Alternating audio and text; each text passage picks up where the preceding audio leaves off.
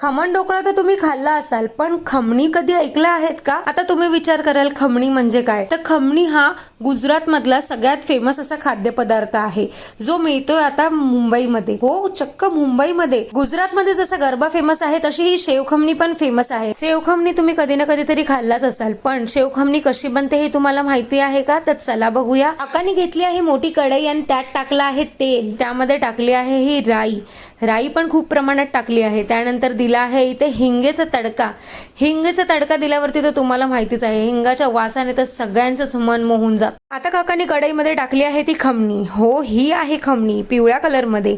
जसा खमण ढोकळा असतो तशीच आहे ही खमणी आणि खमण ढोकळ्यामध्ये खूप फरक आहे. खमण ढोकळा जसं शिजल्यावरती खूप मऊ आणि लुसलुशीत होतो आणि चौकोनी आकाराचा असतो, पण खमणी ही एकदम पिठासारखी मऊ असते आणि खायला एकदम गोड आणि मस्तच लागते. तुम्ही बघितलं आता काकांनी शेवखमणी मध्ये टाकलेलं आहे हे पाणी का? कारण की ही शेवखमणी शिजवावी लागते म्हणून. पाणी आणि खमणीचं प्रमाण समांतर होण्यासाठी काकांनी पुन्हा याच्यामध्ये खमणी टाकलेली आहे, कारण की शेवखमणी ही समप्रमाणात शिजली तर तिचा टेस्ट अजून चांगल्या पद्धतीने वाढतो. खरं सांगू तर शेवखमणी जितकी बघायला सोपी वाटते आहे, तितकी बनवायला खूप अवघड आहे. शेवखमणी बनवायला लागतं तर पेशन्स, कारण की शेवखमणी ही स्लो आचेवरती म्हणजेच धीम्या आचेवरती चांगली शिजून घ्यावी लागते. तुम्ही बघितलं काका हे कंटिन्यू ती शेवखमणी ढवळत आहेत. त्यानंतर त्यांचं लागतंय हे स्टॉल. तुम्ही बघितला तिथे त्यांचा वजन काटा आणि सगळ्या भांडी म्हणजेच कांदा, कोथिंबीर आणि भांडी, प्लेटी हे सगळं सेट केलं जात आहे. आता यांचं सेट झाल्यानंतर त्यांनी हे पाया पडून घेतलं हे देवाला अर्पण करून, आणि त्यानंतर त्यांनी चालू केलेला आहे आपला हा व्यवसाय. प्रत्येक शेवखमणी टेस्टला खूप वेगळी असते.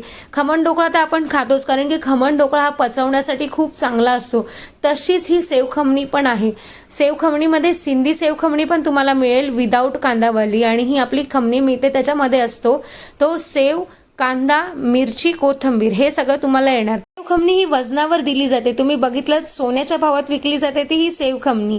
ही आता वजन करून दिलेली आहे. ह्या शेवखमणीची प्राइस आहे 40 रुपये. हो, चक्क 40 रुपयाला मिळते ही एक प्लेट शेवखमणी. मुंबादेवीच्या दर्शनासाठी जर तुम्ही क्रॉफर्ड मार्केटला जाल तर क्रॉफर्ड मार्केटच्या गल्लीमध्येच तुम्हाला हे काका दिसतील, त्यांच्याकडे मिळते ही शेवखमणी. तुम्ही तिथे गेलात तर नक्की टेस्ट करा आणि आम्हाला सांगा की तुम्हाला कसे वाटले. इथे आमची शेवखमणी तयार झालेली आहे. तुम्ही बघितलात काकांनी प्लेटीत टाकली आहे ही शेवखमणी, त्यावरती टाकलेला आहे शेव, त्यावर दिलेला आहे कांदा आणि दिलेली आहे फ्राय मिरची. इथे आपली तयार झालेली आहे ही शेवखमणी. बघा किती छान दिसते. ते बघूनच माझ्या तोंडाला पाणी सुटलंय. मला कमेंट मध्ये नक्की सांगा की तुम्हाला ही व्हिडिओ कशी वाटली.